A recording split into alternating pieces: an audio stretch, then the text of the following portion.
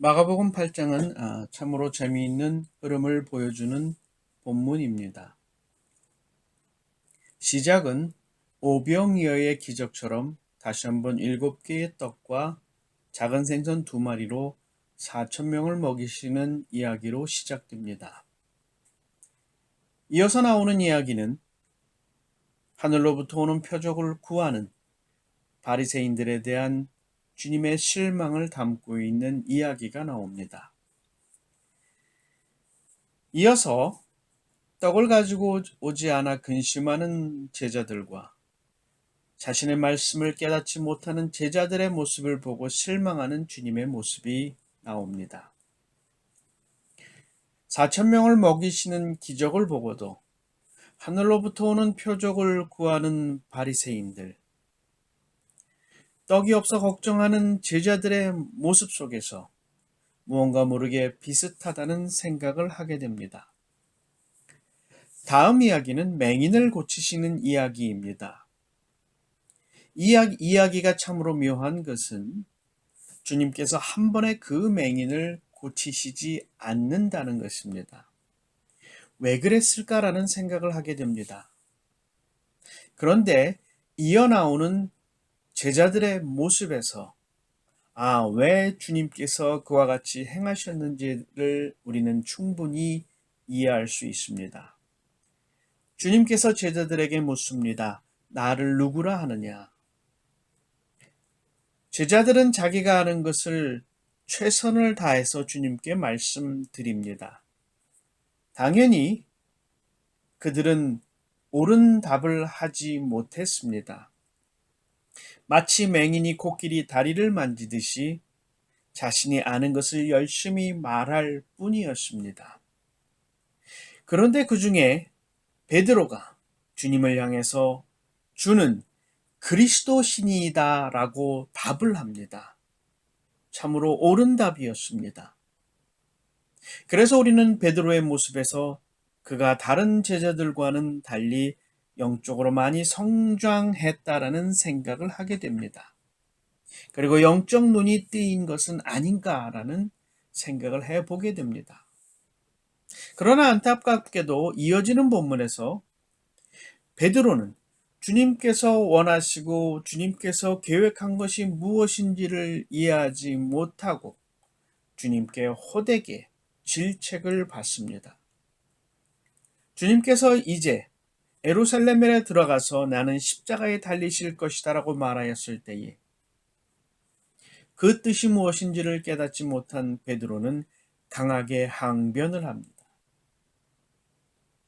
그러자 주님께서 베드로에게 말씀하십니다. 사탄아 물러가라.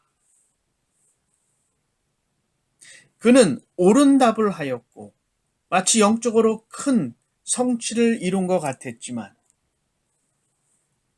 아직까지도 온전히 영적인 눈이 띄어지지 않아 주님께서 원하시고 주님께서 이루려고 하셨던 것이 무엇인지를 온전히 깨닫지 못하였던 것입니다. 그리고 이어서 마지막으로 주님께서는 가장 귀하고 소중한 것이 무엇인지를 말씀하십니다. 내 목숨마저 다 내놓을 만큼 귀한 것이 구원이며 복음이라고 말씀하십니다. 그것을 위해 십자가를 지고 주님을 따른다면 그것이 하나님의 일을 감당하는 이로서 영적 눈이 온전히 뜨인 성도임을 말씀하십니다. 이 본문들은 결국 우리의 영적 눈이 띄었다고 자신해서도 안 되며 항상 영적으로 깨어 있어 주님의 뜻을 헤아리고 깨닫기 위해서 노력해야 된다라는 교훈을 우리에게 전하고 있습니다. 많은 신앙인들이 종종 자신이 경험한 작은 체험을 근거로 영적인 눈이 완전히 뜨인 것처럼 착각하며 살 때가 있습니다. 그러나 주님께서는 그것은 온전히 뜬 것이 아니라 아직까지 희미하게 뜬 것이라고 말씀하십니다. 그처럼 우리의 영적인 눈이 아직까지도 희미했을 때에 베드로처럼 주님의 길을 가로막는 실수를 범할 수 있다는 것입니다. 당연히 영적 맹인과 같은 제자들이나 바리새인과 같은 이들도 있습니다. 그들은 아예 주님의 말씀도 이해하지 못하고 주님의 뜻도 깨닫지 못합니다. 그래서 그저 자기 기분, 자기 생각대로만 말을 합니다. 그에 비해 베드로는 그나마 어정쩡하지만 어느 정도 영적인 눈을 떴습니다. 그럼에도 불구하고 그가 영적인 눈이 온전히 띄어지지 못하였기 때문에 그는 주님의 길을 막고 방해하는 일을 할 수밖에 없었던 것입니다. 당연히 다른 제자들이나 바리새인들은 주님의 일을 감당하는 것은 고사하고 심지어 주님의 누구인지도 제대로 깨닫지 못하였기에 당연히 하나님의 일, 주님의 일을 할 수조차 없었습니다. 그러나 희미하게 띄었다 할지라도 그들과는 별반 다르지 않다라는 거예요. 그러기에 우리는 영적인 눈이 온전히 뜨이기를 위해서 항상 기도하고 말씀을 붙잡기 위해 노력해야 합니다. 그렇지 못하면 영적 교만에 빠져 주님과 교회의 큰 근심거리가 될 수밖에 없습니다.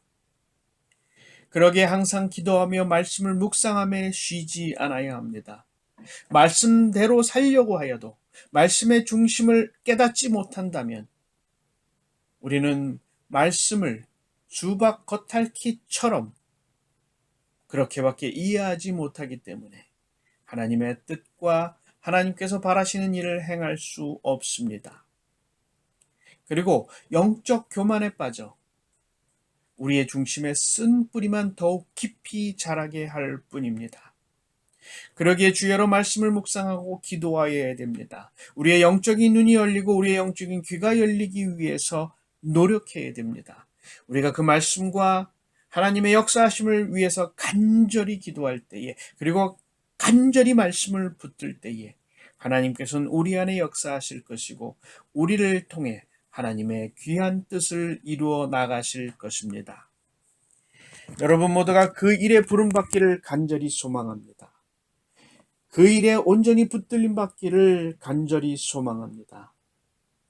그러한 주님의 귀한 역사에 동참하여 하나님의 거룩한 뜻을 이루는 여러분 되시기를 주님의 이름으로